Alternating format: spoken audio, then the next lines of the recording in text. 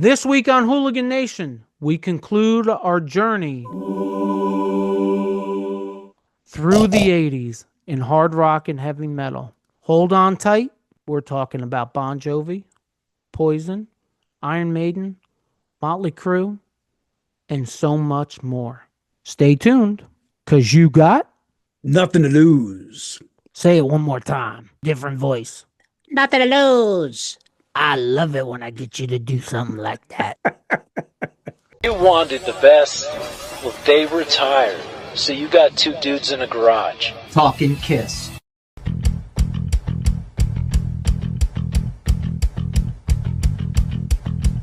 Welcome to the Hooligan Nation, the KISS-Centric podcast, the podcast where the riffs are loud, but our opinions are louder. I am Anthony. I am Rocco. Can you spell that? R-O-C-C-O. Oh, very whoa, good. Whoa, whoa, whoa.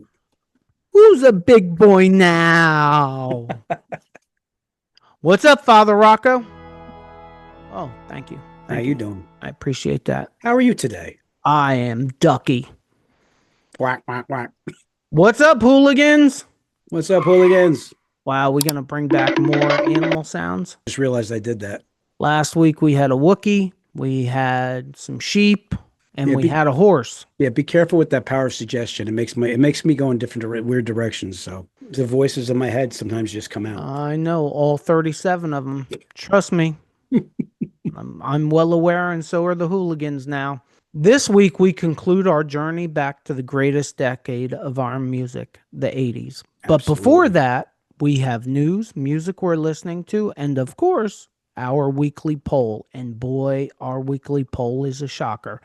But first, last episode recap, Big Hair, Bigger Hits, the ultimate 80s hard rock and heavy metal retrospective, part 2. Father Rocco, you have anything you'd like to add? I think of the 80s, this has been a lot of fun because I love the 80s. I mean, we're covering the core of what of the music, but I love the 80s, the movies of the 80s. It was such a more of an innocent, in my mind, an innocent time. Things are a little crazy now, so it's nice to escape the last couple weeks into our 80s. That might be the understatement of this podcast. Ain't that the truth? But I love my fellow man. Do you love your fellow man? I do. Okay. Even those that I don't agree with. Right. And don't agree with their perspectives. And let's do this together. And that's all we got to say about that. It is. It is absolutely all we got to say about that. The 80s, in my opinion, was the greatest decade. It was at least the greatest decade of our lifetime. Absolutely. Everybody knows we're both big MTV fans. Yep. And MTV is front and center. Only thing that I can say about now that's better is technology, and and that has two different lanes to it too. but social media. Well, yeah. I mean, social media is a problem, I think. But we didn't have YouTube. There would be no one here to listen to us. That's true. We would have had to stretch a soup can and some string for us to do this in the 80s. Now we get cool computers with Zoom and stuff and all that. I mean, that's great. I do love my YouTube. Excuse me. Yeah, I'm right there with you. Did you get any on yourself? No. All right, cool, yo. News. You got any news? Yeah. Well, you want to share it with the class? Oh, you want to hear it? Well, if you want to write it and stick it to the screen, I'm sure we'll all read it. Okay. Two little things to notice. I think I've made it known on here that one of the relatively new artists that's been getting very popular, even more since the Ozzy back to the beginning. I'm a big Yungblud fan. I've been following him, and he has been working with Aerosmith on a song, My Only Angel song. It's a teaser for it. So they're working on music together. And it's also the first new Aerosmith music since the 2012 studio album, Music from Another Dimension. And then I also had sent if you're on our Hooligan Facebook page, I had sent more of a snippet with an interview from Yungblud. It's only one of like 5 songs. Look at you. Look at you. Look at you trying to get our hooligans to slide over to the Facebook page. You know what I got to say about that? Oh, very nice mug. I think I'll take a sip too. Mm.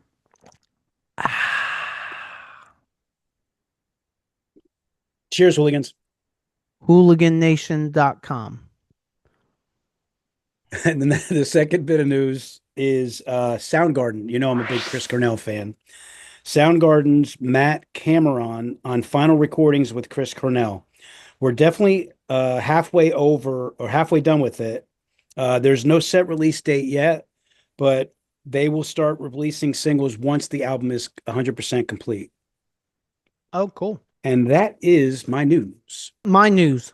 Not going to go crazy into this. I just thought this was hella newsworthy. Okay. Vince Neil, I haven't seen the entire interview yet. I haven't seen any of the interview yet. I've just heard about it. But Vince Neil supposedly did a interview where he let us all in on the fact that what was wrong with him was that he had a stroke in December of 2024. Wow. And it was not a little stroke, according to Vince. It was a big stroke. It affected his left side. It did not affect his voice. I'm not going there.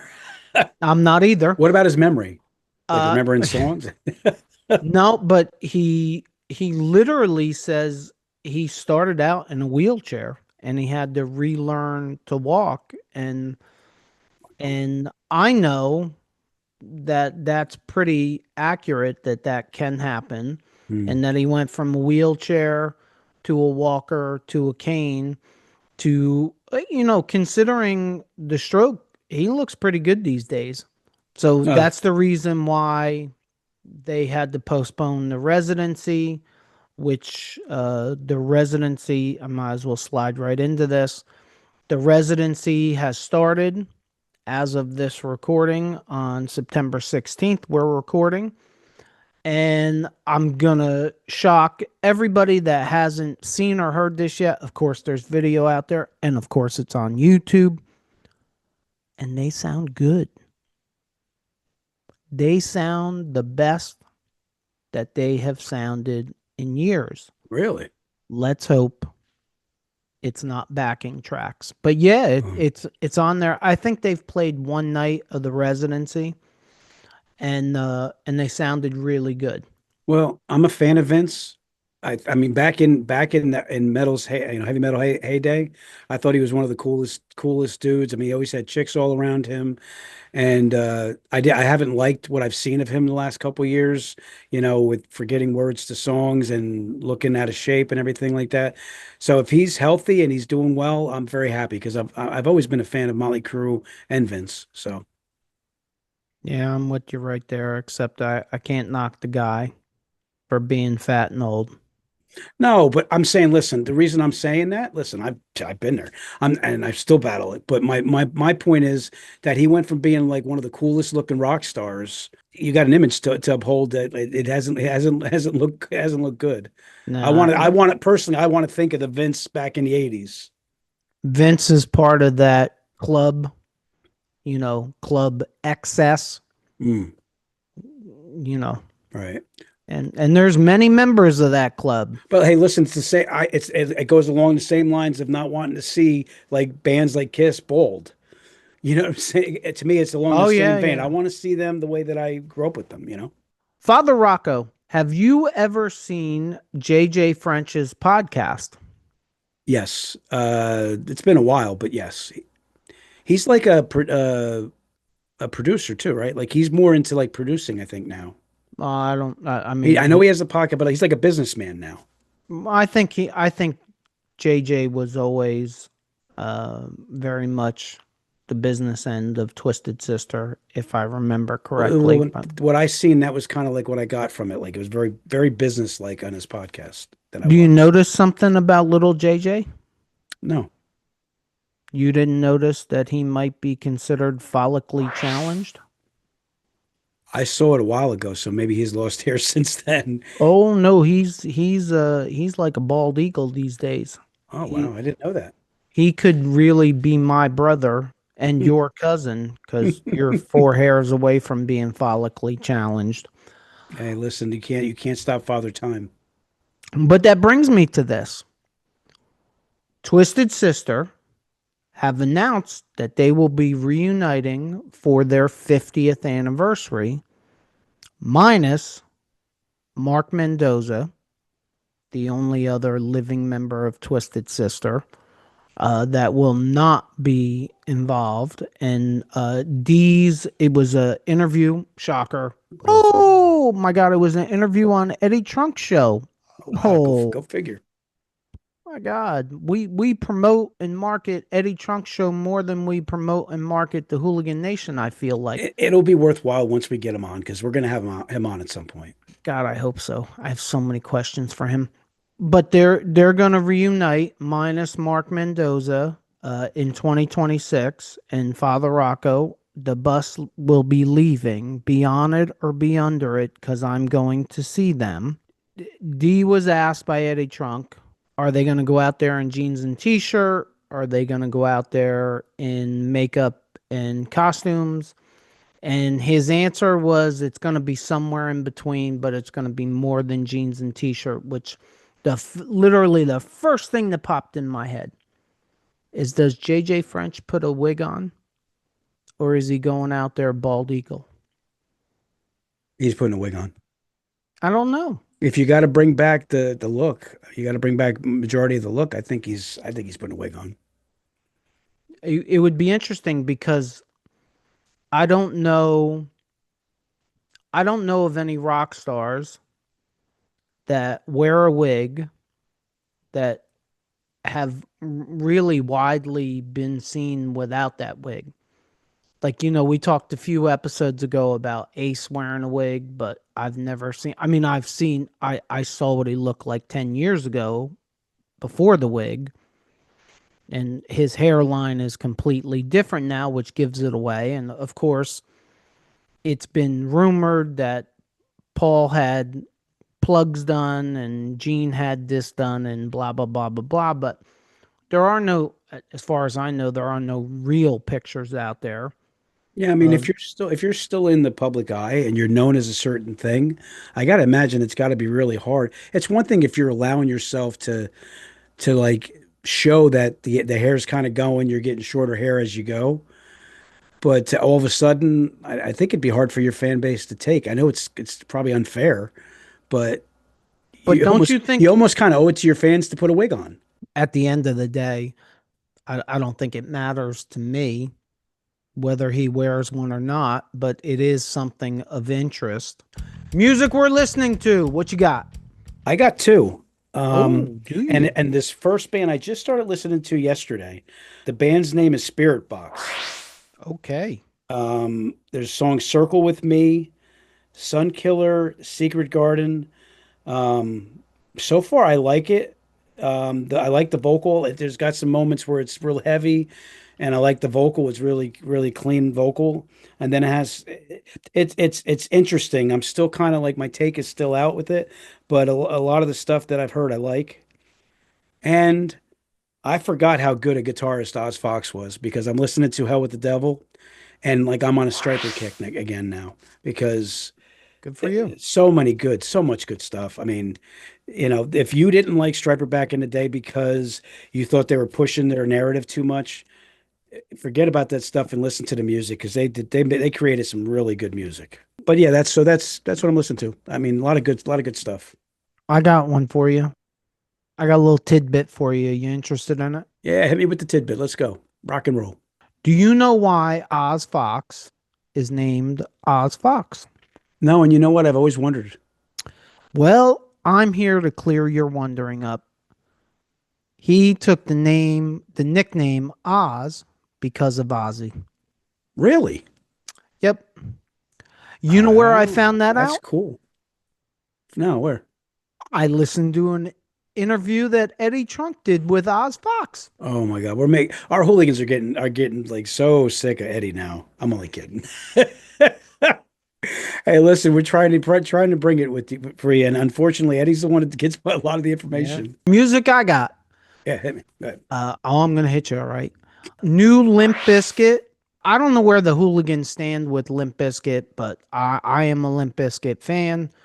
And it's crazy. They put a new song out. The song's name is Making Love to Morgan Wallen. I guess he's a country star. Okay. And I can't say that I know much about him. I do like the song. It is very similar to other Limp Bizkit songs, but I do like the song. So I wanted to mention that. And the other one I have is a new single out from Dirty Honey. It is a Bad Company cover of the song Rock Steady, which I'm not like a that big tune. not a big Bad Company fan. I don't know why. I'm just not a big Bad Company fan, but I did like the Dirty Honey version of Rock Steady, and might as well do it again. And I heard on the Eddie Trunk show that there is an entire covers album of Bad Company covers that this song will be on, and that album will be out at some point. I don't know when. So if Cool. you're a Bad Company fan and you're a KISS fan and you're watching the Hooligan Nation podcast, you have something to look forward to. That's some good info. I like Bad Company. Well, that's because you are Bad Company. Well, thank you. I'll take it as a compliment. Do you know what time it is? It's got to be It's gotta gotta be be poll all time. time. Poll time. We need some definite music for you to be dancing to pull. See, what you don't know is I edit in the music, so you can just do this kind of stuff. And hey, see how you go. Oh, wait, Limp Bizkit. Let's do a little. Oh. Anyhow, our weekly polls can be found on our community tab and on our Facebook group, the Hooligan Nation, a KISS-Centric podcast. If you're not a member, slide over to Facebook, find us, and join. You don't know what you're missing, and neither do I. This week's question is the Father Rocco question. Love Gun versus Dynasty. Which album is better? Now, Father Rocco, I know what your answer is. And we're not going to get into the Neil Peart, Vinnie Poncia versus Eddie Kramer thing. So I'm going to skip what I usually ask you. Okay. And I'm going to ask you, what do you think the hooligans think? I think it's obvious. I mean, listen, I'm not even going to tell you guys. You know how I feel about Dynasty. They obviously picked Love Gun. It was one of the most popular albums. It was at their peak, so I don't think it's even close. But I know Dynasty's got my vote. Would you venture to guess the percentages? Yeah, it's probably something like I'd say Dynasty maybe got like 15%. You know, I would have agreed with you if I didn't sit here and do my monkey math and compile it. I was shocked. Really? I was shocked. I'm shocked at the Hooligan Nation. Not a bad shock. I'm doing that Bill Clinton thing, by the way, again, and I have to break myself for that. I don't know how to. No. Anyhow, I'm Italian, folks. It's not my fault. But this, I don't know where this comes from. I got a magical remote in my hand, so I'm just changing channels. Anyway, I digress. Can you spell that? Digres. Digress. Yeah. Not for nothing. I won a spelling bee in 4th grade, but I don't know if I got that right. It amazes me, and you say this all the time. This is what is great about KISS, and this is what's great about the KISS Army. I said on camera when we did Dynasty versus Love Gun that you would be the only person Yeah. that chose Dynasty over Love Gun, And I humbly apologize for saying that because I'm way off. Don't get too happy. Don't get too happy. Dynasty lost, and it lost by a lot. But the numbers were a little shocking to me. Dynasty came in with 36% of the vote, and Love Gun came in with 64%. I really expected 99% to 1%, and I expected you to be the 1%. I did. And, well, and the ones obviously, the ones that voted for Dynasty, all right. and look, I think that goes towards the narrative that we try to push almost weekly, which is, hey, instead of beating this band up for changing their sound a lot, when you change your sound, some people like the crazy sound change. Today is officially the 40th anniversary of the release of Kiss Asylum. And I posted something in the community today, and Brad Baird, one of our very active hooligans, he made a comment on the post. I turned 16 when Asylum was out. It was my driving cassette. I know a lot of fans don't like it, but it and Animalize takes me back to a time when I needed the band. Nice. I think that is cool as hell. That's awesome. And awesome. that is what I think What was that? A nugget. A nugget? Mm-hmm. A chicken McNugget? Nope. Pretzel nugget. A pretzel nugget. Is that a combo? No, it's not a combo. Same shape, but not. No. There's nothing in the middle? No. Oh, forget that. That doesn't even deserve my attention. If you're going to have pretzel nuggets, they got to be combos, and there's got to be something in the middle. Anyhow, don't choke on that. They're very dry. And I know in your senior citizenhood of 55, you could choke on small objects at this point. And whatever you do, do not break a tooth. You might want to I appreciate the concern. You might want to dip that pretzel nugget into water to soften it up before you put it in your mouth and break a tooth, and we have another. Dude, I'm still waiting for the thing that comes out where you can actually get rid of all your teeth and go somewhere for like $49.99 and replace them all. Yeah, I'm pretty sure you would have to get like. It's not gonna happen. Yeah, just get a whole box of chiclets. Chiclets. There you go. And just stick the chiclets up there. Or I'm sure, there's something. I'm going to contact Lego and have them make a Lego teeth set just for you. Hey, back to our hooligan. What was his name again? Brad Baird. He is a very active member of the Hooligan Nation. I appreciate the hell out of you, Brad. He testify, hooligan. Posts all the time. He posts a lot in our community. It's interaction, which you and I both know that's really the main reason why we started to do this, was to get the interaction in the community part of it. And guys like Brad are great. We don't always agree on everything, but we can debate it and act like adults. And in Brad's case, I think I agree with a lot of what he says and what he posts. He's a real positive guy. He usually doesn't beat anything up, but I think it's a great thing that, and you've said this over and over again, that KISS has something for everyone.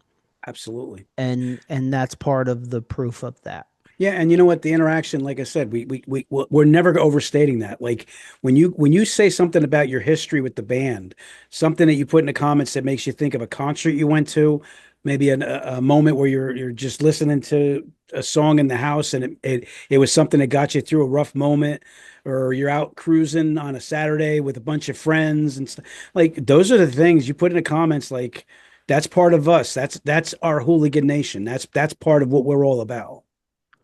Were you out cruising in your 5.0, the rag top down? I had something better. Low? I had on standby waiting for you to say hi. Did you stop? No. I just drove by. Kept All right. on. All right, Moving Vanilla. to the next block. You go, Vanilla. Please But don't I had something better than the unsubscribe. 5.0. I had the 73 Chevy Caprice convertible. Hooligans, please don't unsubscribe because I just did that. Thank you. I promise I won't do that again for at least another 3 months. Guys, it's his version of Tourette's. It's all good. Yep. Now you're gonna alienate. Last week you alienated all of our female members. Now you're gonna alienate all of our members with Tourette syndrome. Again, What is wrong with I'm you? just don't take it seriously. This is Oh for my I'm just God. trying to give some good wholesome entertainment. You are so politically incorrect. I'm so disappointed in you. Me? I would never say anything like that. Wow. Yes, you would. You're right, I would. Battleborn is a collaborative effort among like-minded individuals and organizations intent on repairing and restoring people who have served our country. We do this by delivering a unique level of support and guidance to those servicemen and women who have emotional and psychological wounds. We provide support directly and indirectly in collaboration with others in our community who value those who have served this nation and its communities. For more information, go to wearebattleborn.com. Finally. Oh my God. So first and foremost, before we get into this, I'd like to apologize to the Hooligan Nation. It is 100% my fault. For some reason, in my demented mind, I thought we were going to be able to get through the entire decade of the 80s in one podcast. I wasn't only wrong, but I was wrong times two, because this is part 3 of Big Hair, Bigger Hits, the ultimate 80s hard rock, heavy metal retrospective. Once again, I apologize, and I will try to do better in the future, but it's not looking good. I probably won't do any better. So we left off. Where'd we leave off? We left off in 1987. We concluded 1987, which means that for this episode, we're going to start at the beginning of 1988, just like Father Rocco always likes. That's the year I graduated. Is it? Yes. What was that, like your third attempt? No, I made it on the first one. Good for you. So let's start with, that little band from New Jersey. You know that band, Bon Jovi, whose world blew up with Bon Jovi, New Jersey. Oh, wow. And they just, is it too much to say they redefined the entire decade? Is that too much? They were definitely the what do they call it? The bearers, the cross bearers. Like they were the ones that carried that era, I think, a lot, At least when it comes to like MTV and just, I mean, yeah, Bon Jovi was a huge band then. Do you think that it's legitimate to call them the top of that? I'm trying not to say hair metal because I'll get yelled at for it. Well, but if you look at all the albums out that year, like I think we're going to get to it. It's not my favorite album that came out that year, but I think it's hard to say. It's hard to like dispute. New Jersey probably did more sales than any of the other albums. Whoa, you all right? Yeah, I had a Did little. you get a wrestling match with your tongue? No, I had a burp and I was Or talking. did your Lego teeth get in the way? Be careful. Be careful. Just kidding. Just kidding.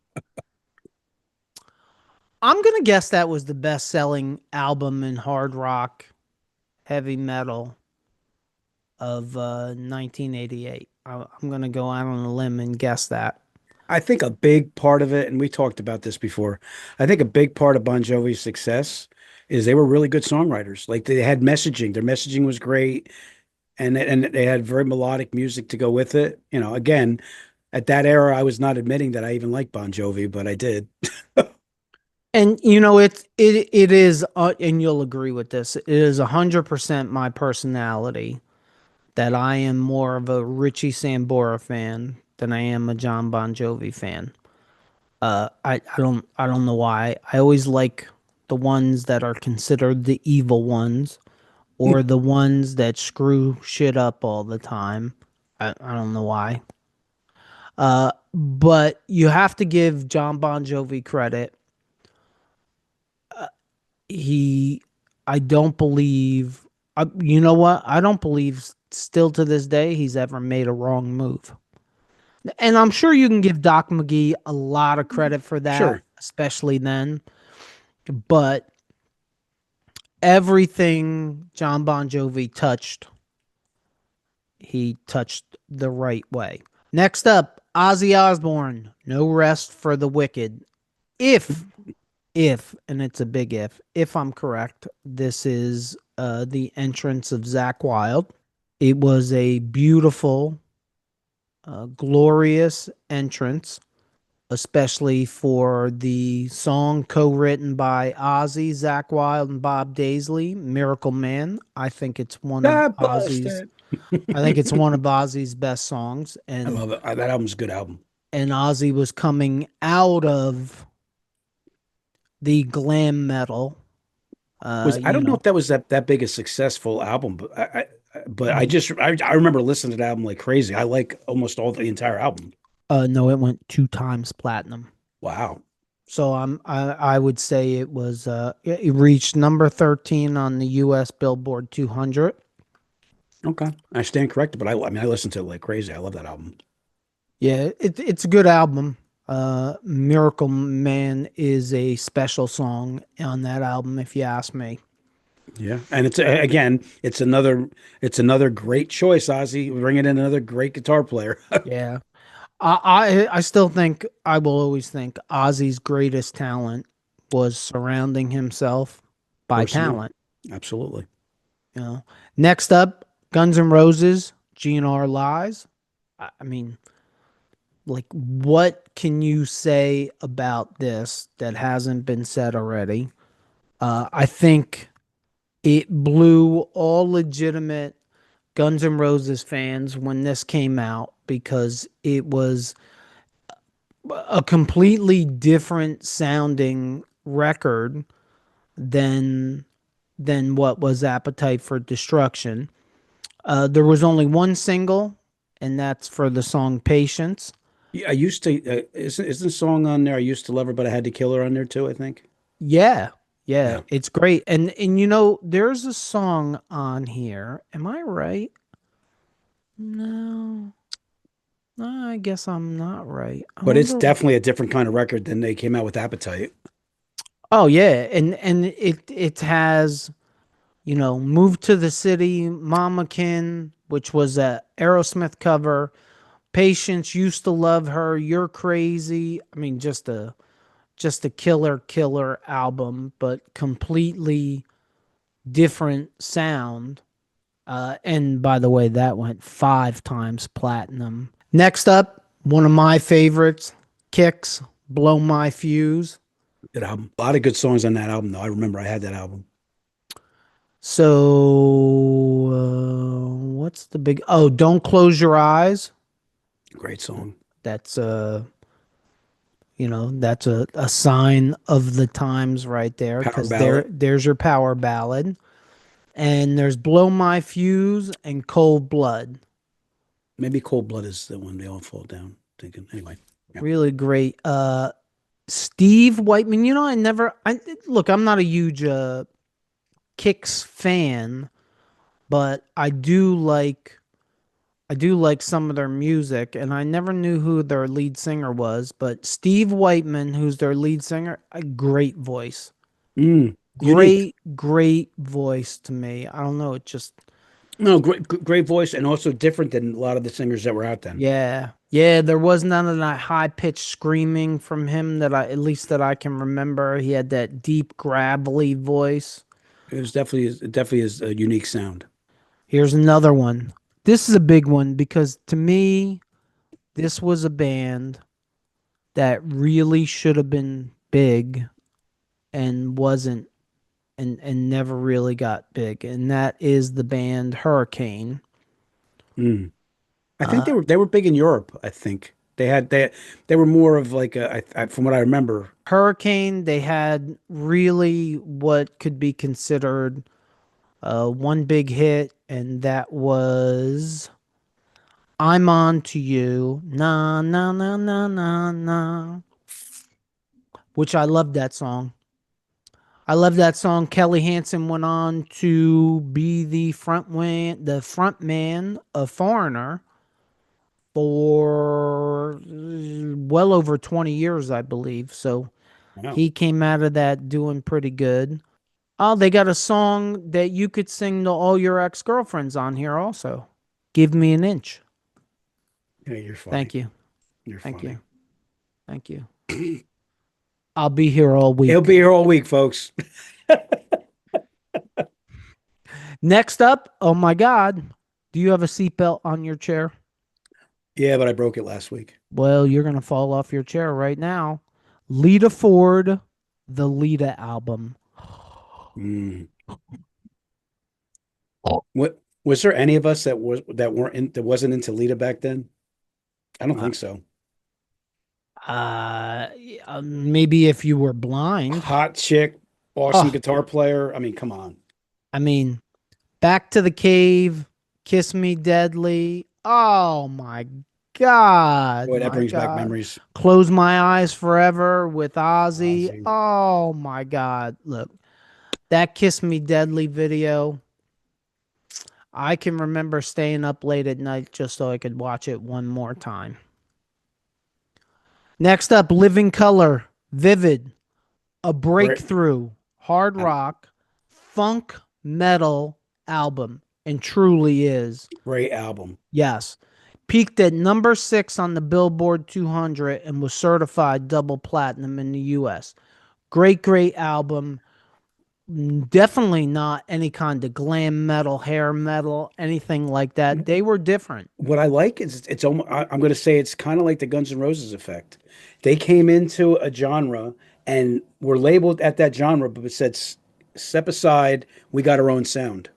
Yeah, you know, it's funny when you look at and one of the purposes of this of us venturing into this decade is yes, that word hair metal, yes, it creeped in, but boy, it kind of creeped out quick. It was the bands that weren't defined by that didn't really stay there. Judas Priest, Iron Maiden, Ozzy Osbourne, you know, for that matter, Kiss. You know, by the time Revenge comes around, that's completely out of their system. Shit. By the time Hot in the Shade comes out, that's completely out of their system. And Hurricane was not a hair metal band, and definitely Living Color wasn't.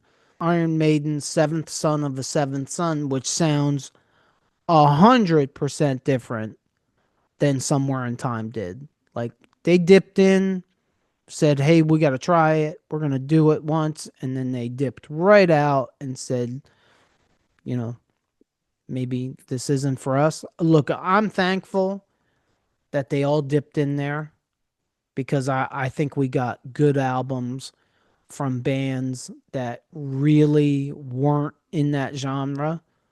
And we talked about that last episode. Iron Maiden, Somewhere in Time, Ozzy Osbourne, The Ultimate Sin, Judas Priest, Turbo.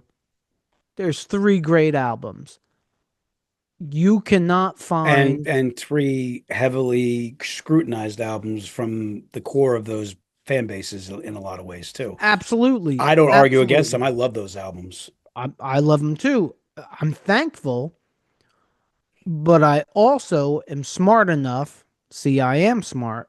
I'm also smart enough to know that there is not one album in any of those artists' catalog that sounds anything like Somewhere in Time, Turbo, and The Ultimate Sin. They're complete one-off albums. At least in Kiss's case, you could probably argue that Asylum, they were going towards it. I still think they had the visual look. but the music wasn't glam hair. It wasn't overproduced. It wasn't all of that. Their real venture into that genre was Crazy Nights to me. And then they jumped out. Oh, next up. This one's all you, so I'm just going to announce it and then I'm going to go take a run around the block, okay? Okay. Queensryche, Operation Mindcrime. Have at it. One of my favorite bands all time. One of my favorite albums all time. This album is a masterpiece. It's a masterpiece production wise. It's a masterpiece storyline wise. I mean, this was such a good band that I don't think in a lot of ways got acclaim because they definitely had their own sound that stood out differently than a lot and some turned some people off, I think. But to me, they were the epitome of a solid band. They had a great drummer who never got the credit he deserved, in my opinion. They were really great musicians. I can't say enough about this album. It's one of my favorite. It's not only one of my favorite albums of the '80s. It's one of my favorite albums of all time. You know, I'm not a big, huge Queensryche fan. I know I'm dragging you to see Jeff Tate in a month. You know, it'll be interesting if I become a bigger fan after seeing Jeff Tate. The one thing that I will give them, because as much of the fact that I'm not a huge Queensryche fan, I'm still not a complete idiot, and I do have musical respect for what they did. That was a concept record, was it not? Yo, totally. It totally was. Am I crazy for saying that as far as hard rock and heavy metal goes, it's a top 3 or 5 concept record? And I mean, in my opinion, yeah, absolutely. I mean, Next up is a record that I know very little about. So hopefully you'll know something about it. okay. AC/DC Blow Up Your Video. I don't know whether I was just busy in 1988 or what, but I don't know much about it, and I'm looking at the stats. I don't either. It was platinum in the United States.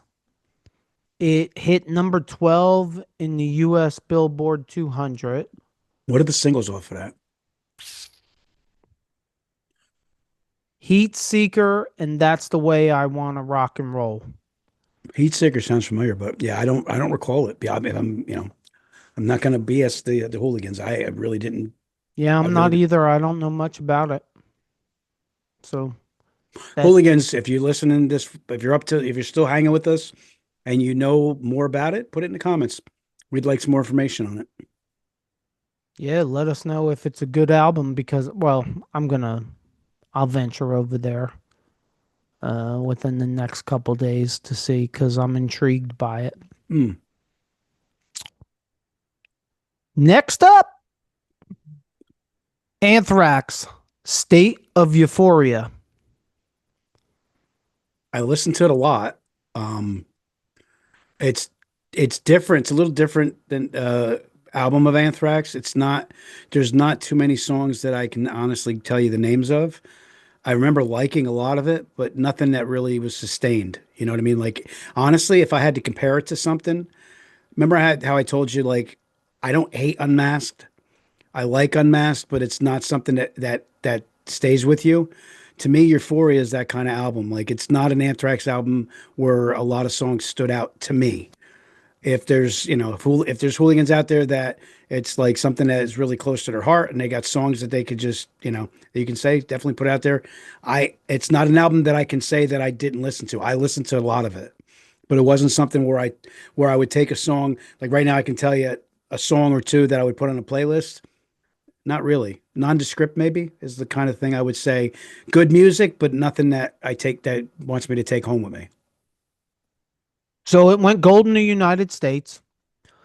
It reached number 30 in the US Billboard 200. And I can honestly tell you my favorite song off of this is Antisocial. Good song. It had two singles, "Make Me Laugh" and "Antisocial," and I will tell the truth and say I don't remember "Make Me Laugh" at all. I remembered a little bit, but you know what? To me, that was at an era and time where I was listening to Metallica a lot still, and I liked it, I think, just for the heaviness of it and the aggressiveness of it. But I don't think it was something that was like very memorable. I love it when you slide me a great segue. You know that? All right. That's really what makes you Ed McMahon. That's really what makes you the Ed You sure McMahon. it's Ed? It's not Jim. No, it's I think he played quarterback for the He played for Chicago the Bears. Bears. That's right. That's right. Ooh, yes. If anybody's wondering, no, I did not get him checked for head He injuries did a yet. song though, didn't he do a Working on it. song? Jim McMahon, he did. He was the punky QB.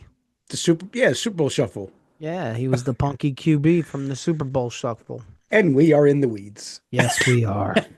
Way in the weeds. Anyway, next one, Metallica, "Injustice for All."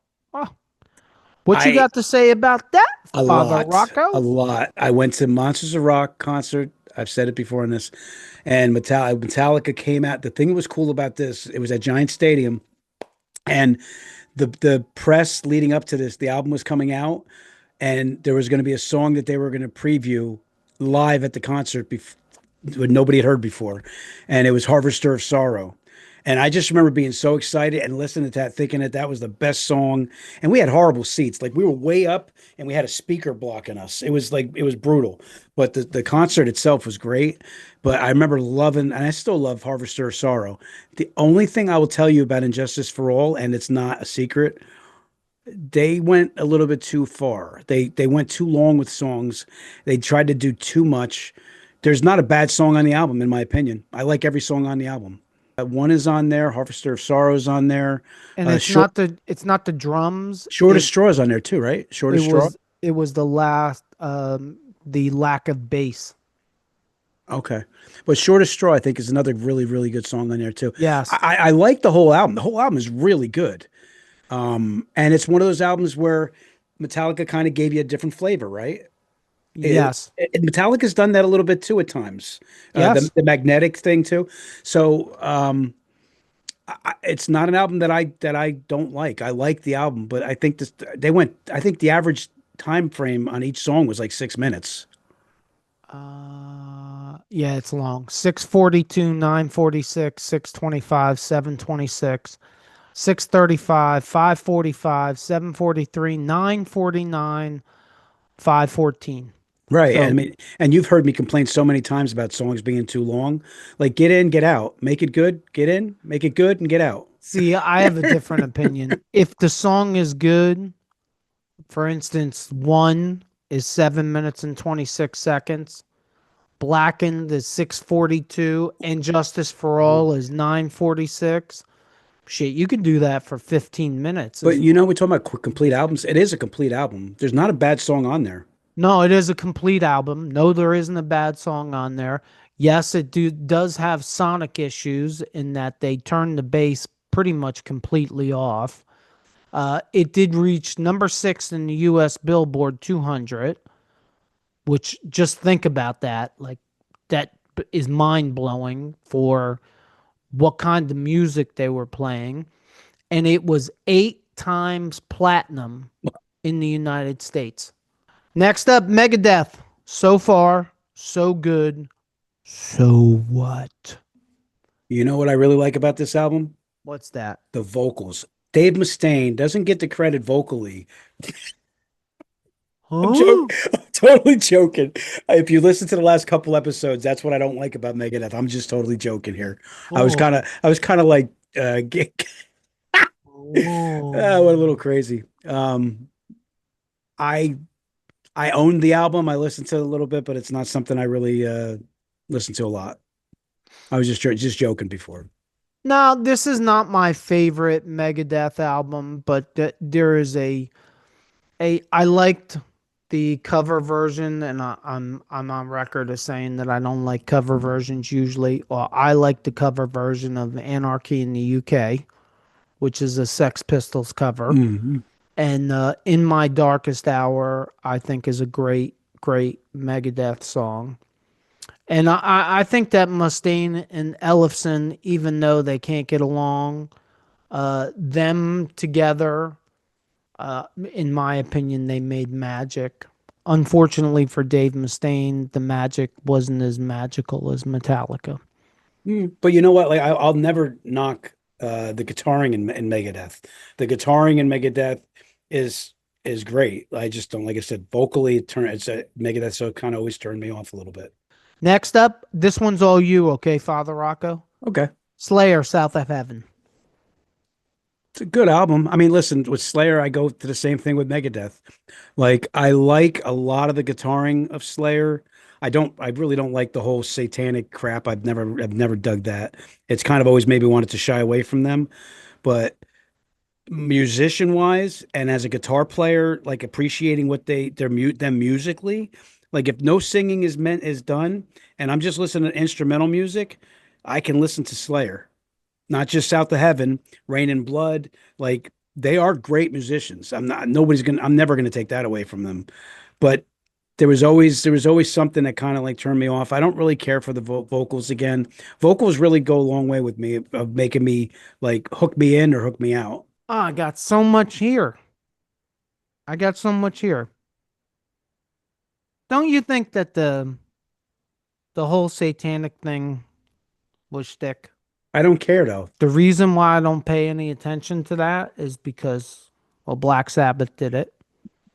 Mötley Crüe did it. Right. It's shtick. I just don't want to support that. Next up, Cinderella, Long Cold Winter.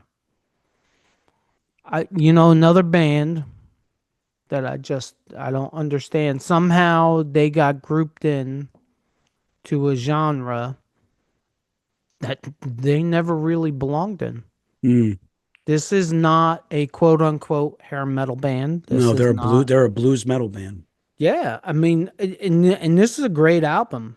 Bad Seamstress Blues, Gypsy Road, Don't Know What You Got Oh, Till It's Gypsy Rose. Gone. I missed that song. That was a great song. Yeah, I mean, Ah, Coming Gypsy Home. Rose, gotta take you I mean, home. this was an incredibly well-rounded hard rock band that somehow got lumped into a genre that I just don't believe they ever belonged in. And also ran into a lot of bad luck with a lot of tragedy. Well, yeah, I mean they had band members that had issues. I mean, Yeah. oh, and now we're gonna alienate half of the Hooligan Nation. And I guarantee we're gonna alienate half of the Hooligan Nation.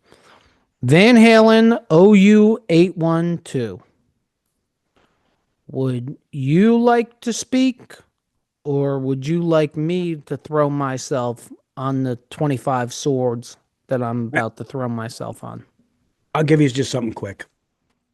I'm on record saying that Sammy Hagar is probably one of my favorite rock stars all time. I like that he had that show.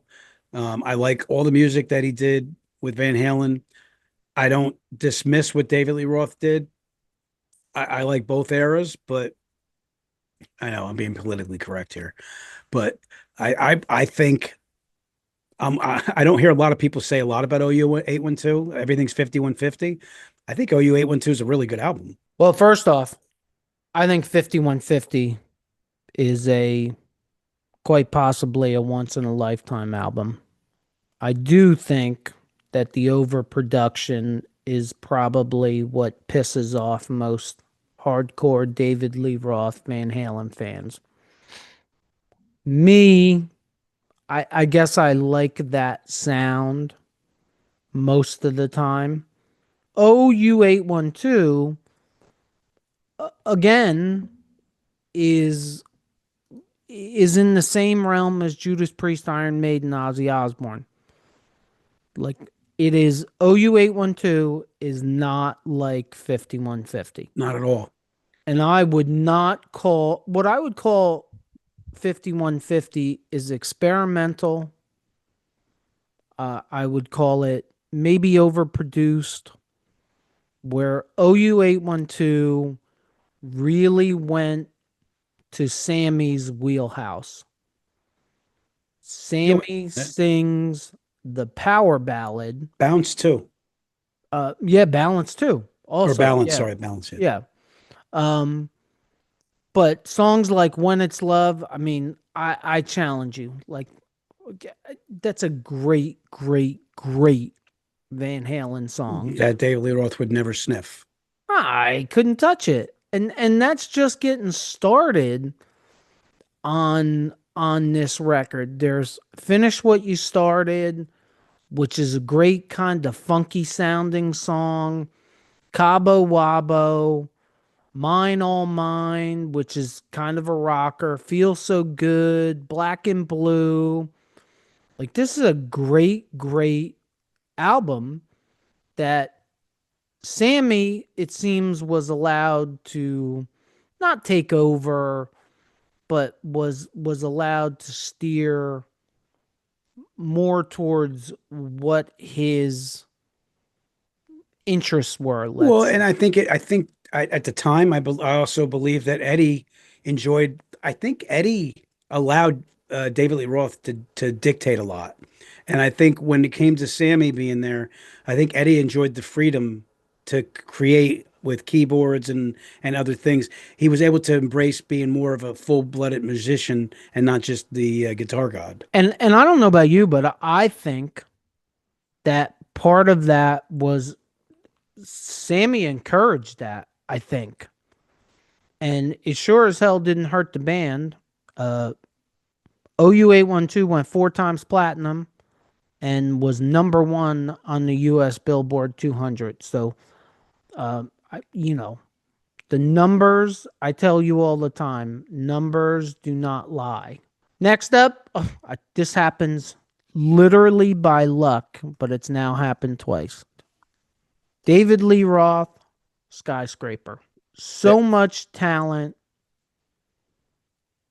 so much potential. I just don't know where he went wrong. I really don't. I just think his shtick got way too much for people. I think he cared more about being the entertainer and being front and center and being the center of attention than the overall projects most of the time. Again, you go back to the very first 3-4 Van Halen albums, it's hard to dispute anything there. I mean, but at the same time, to me, those albums stood because Eddie was who he was, and he was raw, and you were hearing guitar licks that you'd never heard before. I mean, he was inventing, even though David Lee Roth was the front man. I mean, the one thing I always give David Lee Roth credit for is you have a look of a band, right? So you got Eddie as your guitar god, and then you got David Lee Roth with the I call it the Robert Plant, right? The prototypical frontman, court gesture, whatever you want to call it. David Lee Roth fit that role perfectly, and that's something I'll never dispute from him. I won't either. Absolutely, a little over the top for me, but absolutely was a great.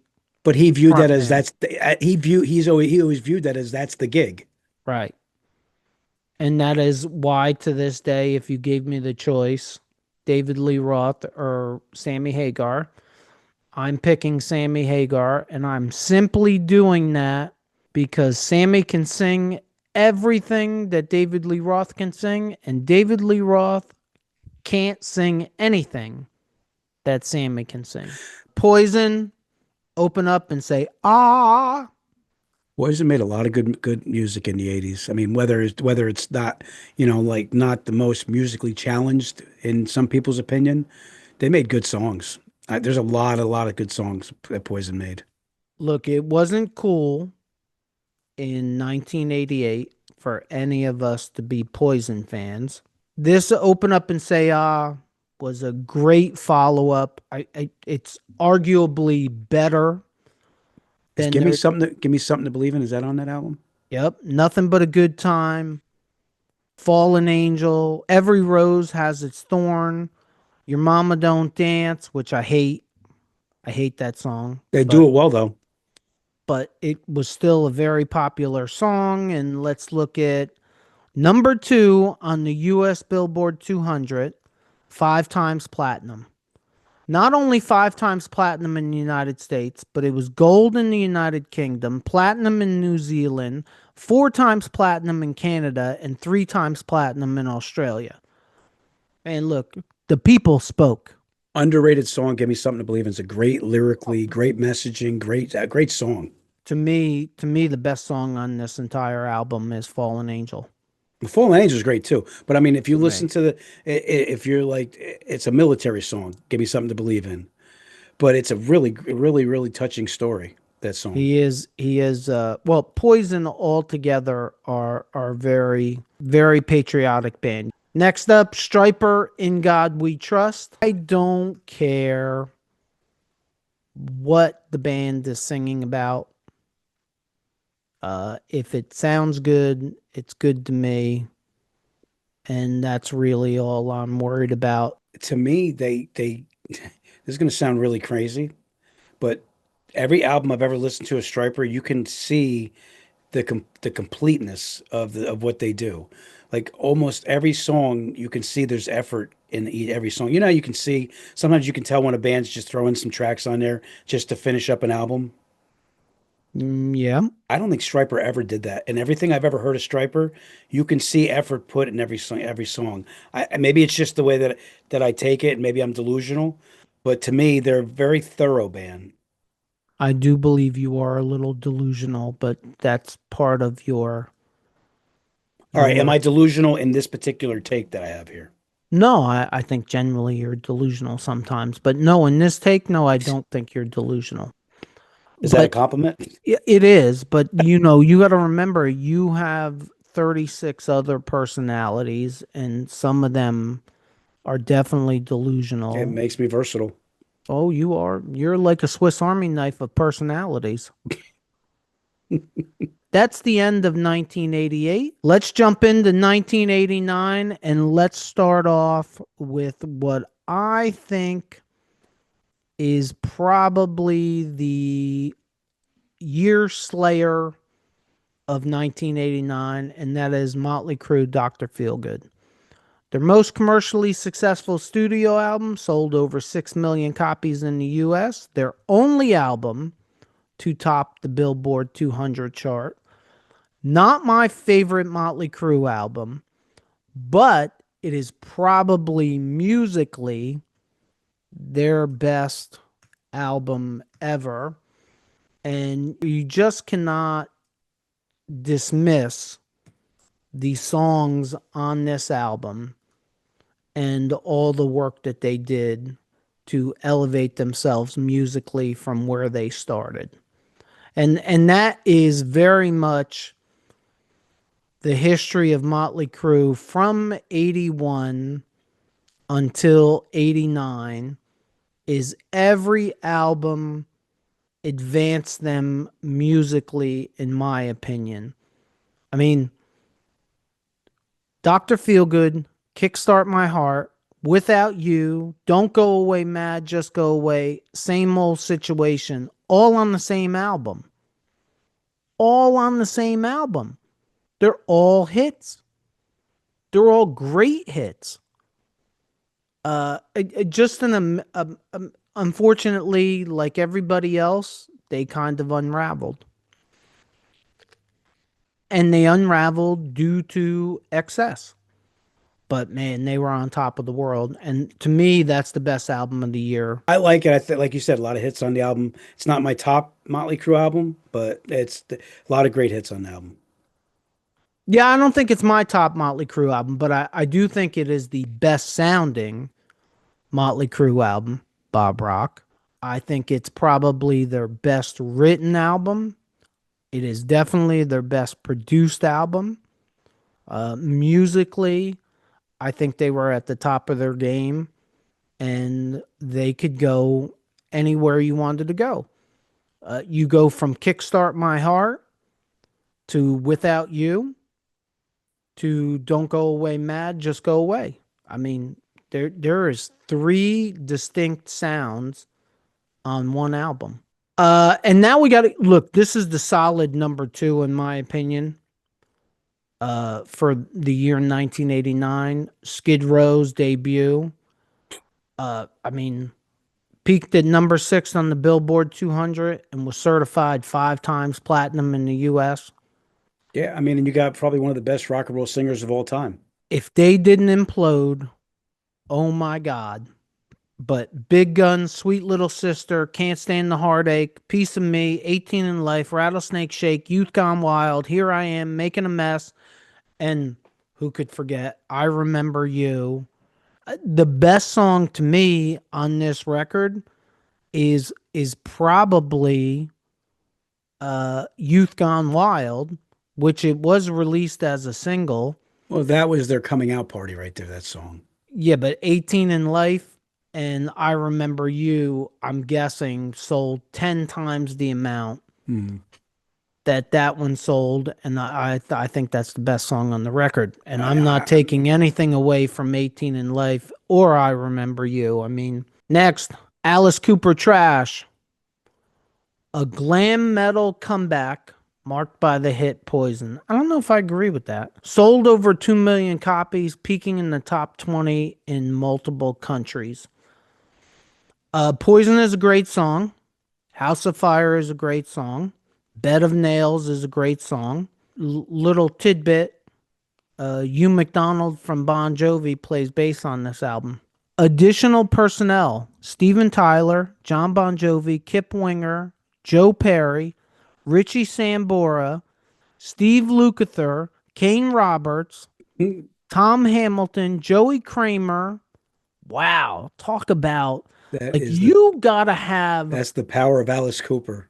You gotta have some kind of juice. Oh yeah, to pull that. Do you know who the producer of this album is?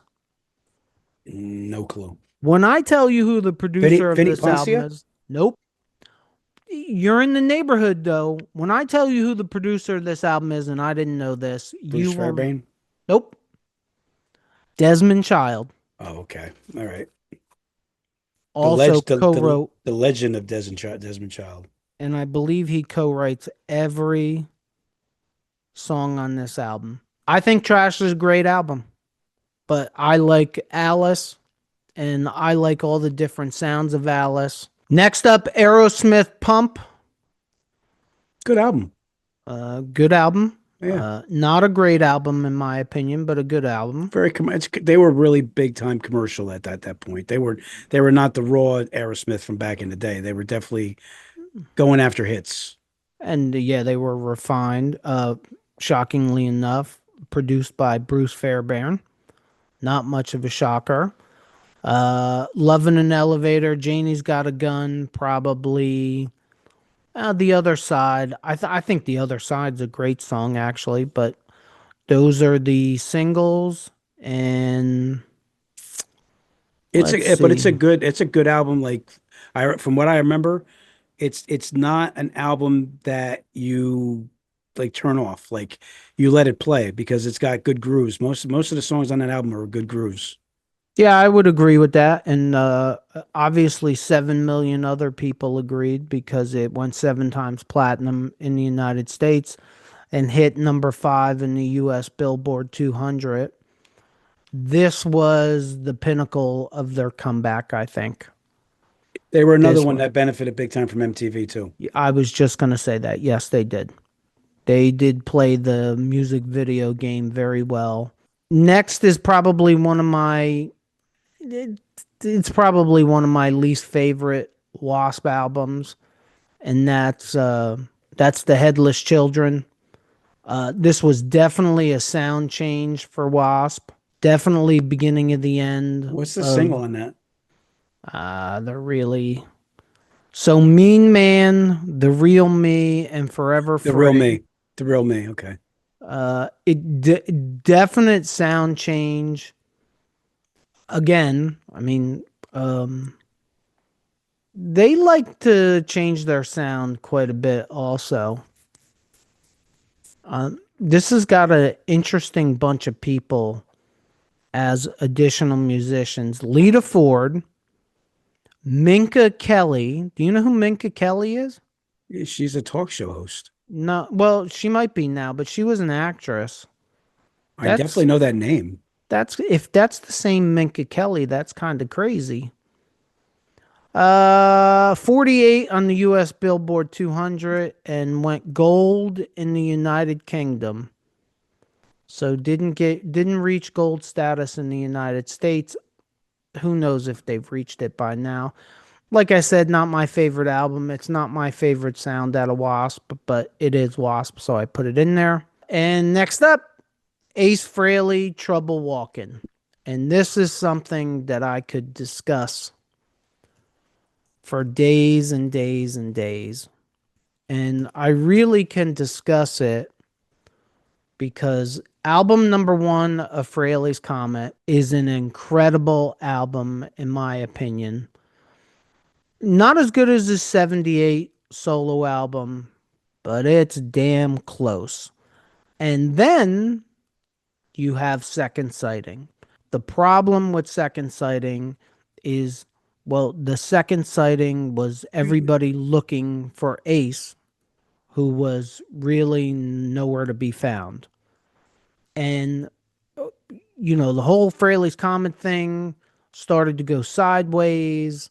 Megaforce Records, just things started to go sideways for Ace, and he changed things up, and out comes Trouble Walking, which is really, really a great underrated album. Great music. He made personnel changes. Todd Howarth left the band.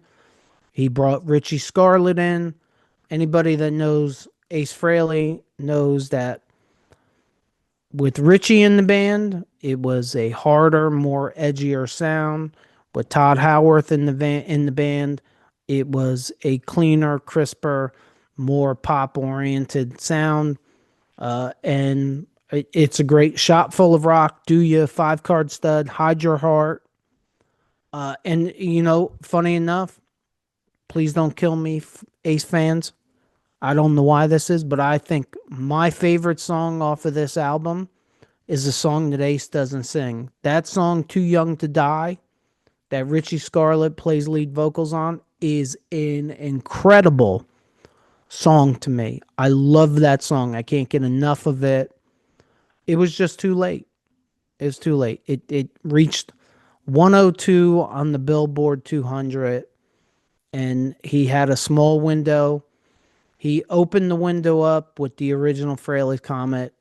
And unfortunately, I think he alienated a lot of the fan base with Second Sighting. And that's 100% his fault for not being present. And we finished the decade up with everybody's favorite KISS album, Hot in the Shade. Take it, Father Rocco. Go ahead. See what nice things you can say about that. Well, I do believe Forever is on that album. So I'm just going to hug that song and call it a day. Hug it tight. It's one of my favorite all-time KISS songs. It'll definitely be an open mic song for me. There's a lot of listen, we've covered Hot in the Shade. We've talked about Hot in the Shade an awful lot. If they cut out 6 songs on that album, it's a different album. There's too many left. To me, it's like you have dinner and there's a bunch of leftovers, and you just throw a bunch of those leftovers and you throw them onto, we throw them in a bowl and you try to eat them all. And there's some good songs, but there's some really bad songs. Yeah, I think Rise to It is a great song. Yeah. Hide Your Heart is a good song. Forever is a great song. But then there's Read My Body. No? No, I haven't. I didn't think so. 15 songs. I'm listen, on this album. It's no secret how big an Eric Carr fan I am. I don't even like Little Caesar. No, I don't like Little Caesar either. I remember at the time I was very disappointed in that, and I was expecting so much, and I don't know what happened there. I can tell you one thing that happened there. Produced by Gene Simmons and Paul Stanley. They need it there. They need an outside source. Yep.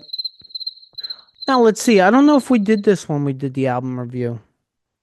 Hit number 29 on the US Billboard 200 and reached gold status in the United States. And you know what? Good for them. Good for them. Because I don't think you could get 500,000 people to buy that today, even if there was no streaming. No, and you said something that at the time when we covered the album, that at least Kiss had the foresight to realize that they didn't do well on the album. They made a lot of mistakes and bad decisions on that album, but they brought it on tour. Yeah, they definitely brought it on tour. And not only did they bring it on tour, but you know what comes next? Revenge. Oh yeah, yeah. And what comes from that? And this is something. They were a factory until that album. That album came out in 89, and I believe Revenge doesn't come out till 92. They took the break. They started writing. They gave themselves time to write really good material, because I think there's really good material on Revenge. Then what do? You're not wrong. Let's pick the phone up. Hello, Bob Ezrin. Yeah, we don't do this well without you. and it's funny because they could have picked the phone up and called Ezrin. They could have called Eddie Kramer. They probably should have called Michael James Jackson. They might have done better with Vinnie Poncia, but probably not. But they might have, because they don't.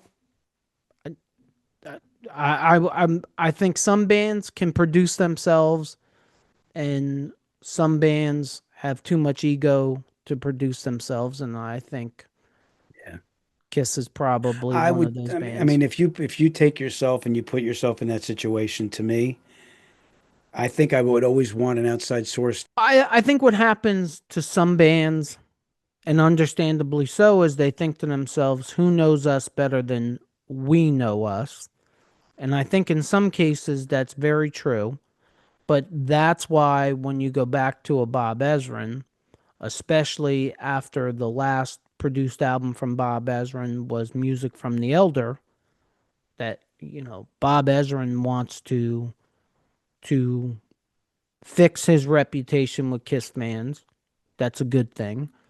And then KISS is coming from Hot and Shade, and they knew it was a hot mess. I mean, they knew it. They had to know it. It's a bunch of demos that they never re-recorded because they were trying to save money. But that does end our marathon of the 80s decade. And let me tell you, I love the 80s. I loved going through this list to see where the music changed. And then we saw a lot of times where the music changed back, because you can say what you want about Hot in the Shade, and I got a lot to say about it, but it was not overproduced. It was not a hair metal album. It was not a glam metal album. It was not any of that. It was a KISS hard rock album that unfortunately was warmed up, microwaved garbage, most of it. But there was a diamond in the rough, though, as far as for the with Forever. As far as there's a couple of them, as far as I'm concerned. Rise to It's a good song too. Yeah, absolutely. There just wasn't enough of it. Right. That's all. But this was a lot of fun. But it was a marathon, and I'll never try to do another decade. Ooh, give me a second. I have this TV going. Can I turn the TV off? I got two TVs going. I got Weird Science I got to turn off, and War Games. Just got to cap off the 80s. Yeah, as soon as we get off here tonight, I'm going to go play with my Rubik's Cube. There you go. Rock'em Sock'em Robots, too. We could do this for an entire... Imagine if we did that for an entire episode. I would love to see what our retention was. It'd be like 4 minutes. Yeah. Are these guys really going to talk about this stuff for an hour? Once again, my apologies, hooligans. I'm sorry it took us 3 episodes to do this, but I hope you enjoyed our little prance down memory lane. I know Yeah, I hopefully enjoyed it. right. Hopefully it stirred some of your memories, and you feel inclined to put something in the comments for us to be entertained from you. And with that being said, do you have anything that you would like to add? Yes, I want a time machine, and I want to go back to the 80s. I want my mullet back. Oh, yeah. Take your hat off. No. That's why you want your mullet back. The best part about this is it stirs up memories because you can hear a song and it puts you right back in that place. If you're listening to us on any of the podcast platforms, please leave us a review. And if you just found us, check out our past episodes. If you're watching us on our YouTube channel and you like this episode, please consider hitting the like button, just like Father Rocco, and leaving us a comment. Hit that subscribe button, just like Father Rocco, so you don't miss any future episodes. And check out these episodes right here. As always, if you made it this far, thank you for supporting us. And don't forget, we should all lead with love and take care of each other. Peace out, Hooligan Nation.